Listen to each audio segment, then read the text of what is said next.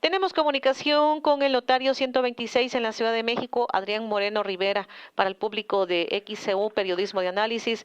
¿Quién o quiénes pueden heredar? ¿Qué nos dice al respecto? Ahora que pues está esto de septiembre, mes del testamento, ¿qué nos comenta al respecto?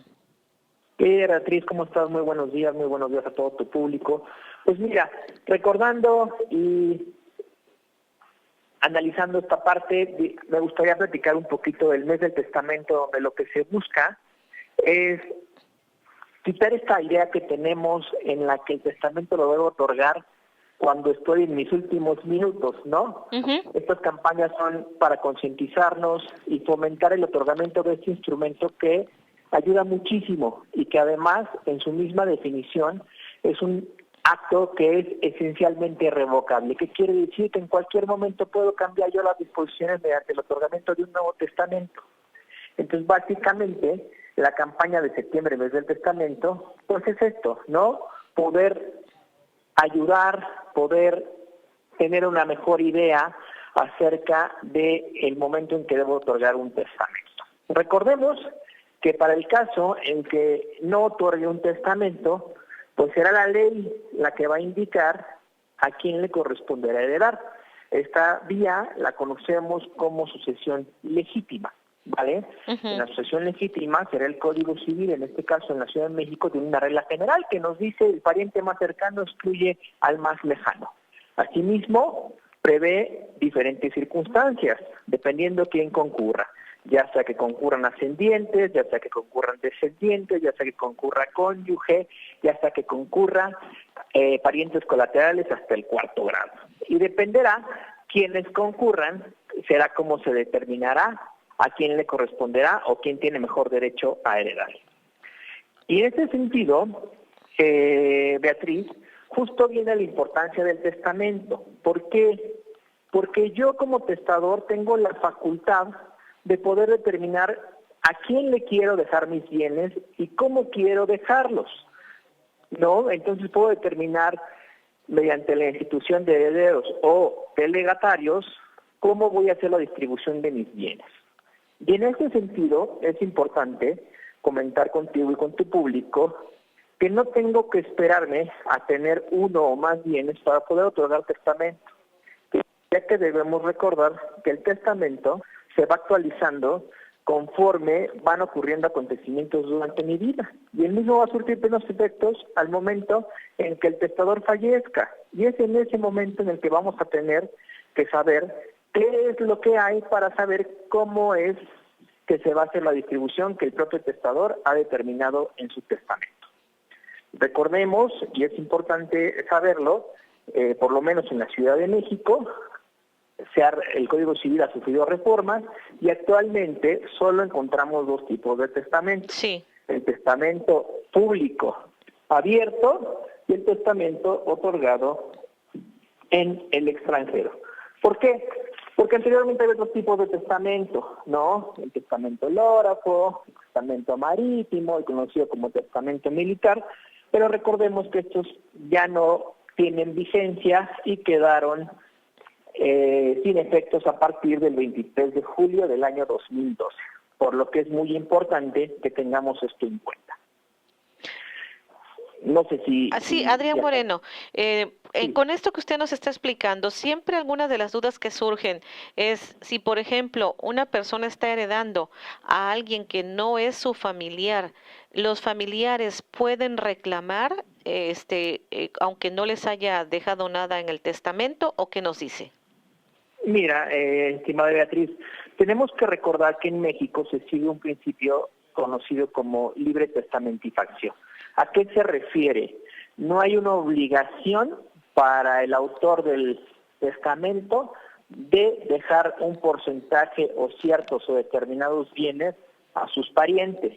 Sin embargo, no debemos de dejar de tomar en cuenta que existen las obligaciones alimentarias, ¿no? Entonces, por ejemplo, yo decido no dejarle nada a mi esposa y a mis hijas, y se lo dejo todo a mi mejor amigo Juan.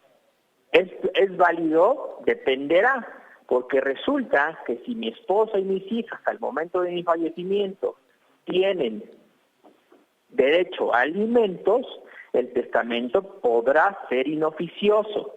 Entonces no surtiría el efecto que yo pretendía. ¿Por qué? Porque aunque tengo el derecho de designar a quien yo determine, también tengo la obligación de cumplir con mis obligaciones alimentarias.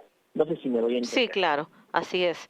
Y ¿No? ahí, Entonces, entonces sí pueden impugnar el testamento la esposa y las hijas, por una cuestión estrictamente de alimentos, estimada Beatriz, nada más. no en el sentido de que ellas tendrían mejor derecho para heredar, no, sino como acreedoras alimentarias, respecto de mí como deudor alimentario, ¿no? Ujú. Entonces se le podrá declarar inoficioso el testamento y habrá disminuciones del mismo para poder cumplir con estas obligaciones. Adrián Moreno, Distinto es, sí, sí. dime Beatriz.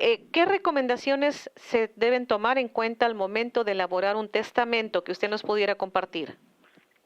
Pues mira, Beatriz, yo creo que recomendaciones, eliminar la culpa.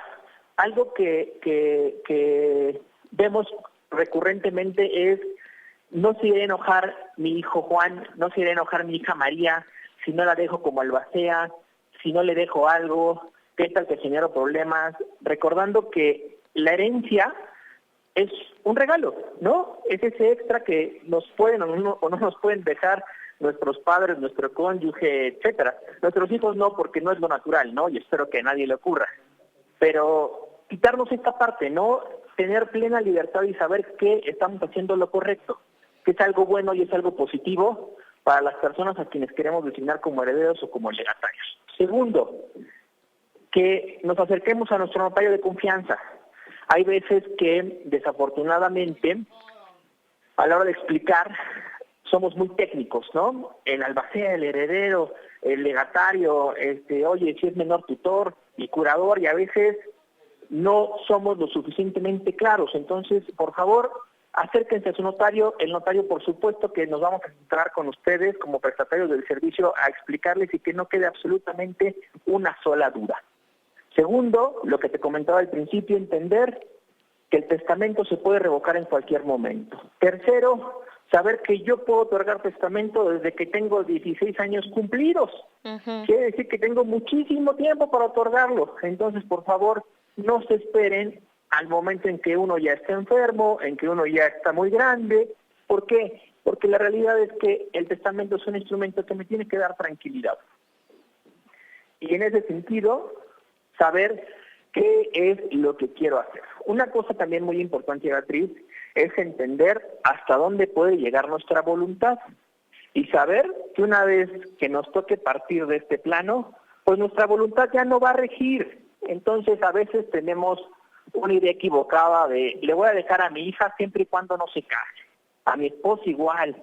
O sea, evitar esa parte. Yo creo que tenemos que sensibilizarnos y saber que nuestra voluntad llegará hasta el momento en que fallezca la persona, y en ese momento las personas pues podrán hacer lo que quieran y determinen libremente con lo que les hemos dejado. Muy bien. Muchísimas gracias, Adrián Moreno Rivera, notario 126 de la Ciudad de México, por esta entrevista para XCU, Periodismo de Análisis. Me dio mucho gusto saludarle. Estimada Beatriz, te agradezco mucho el espacio. Insisto, por favor, te dejo saludos a ti, a tu público, y cualquier cosa, estamos siempre al pendiente de todos ustedes como prestatarios. Todas nuestras oficinas están abiertas, no solo en septiembre, cualquier día del año.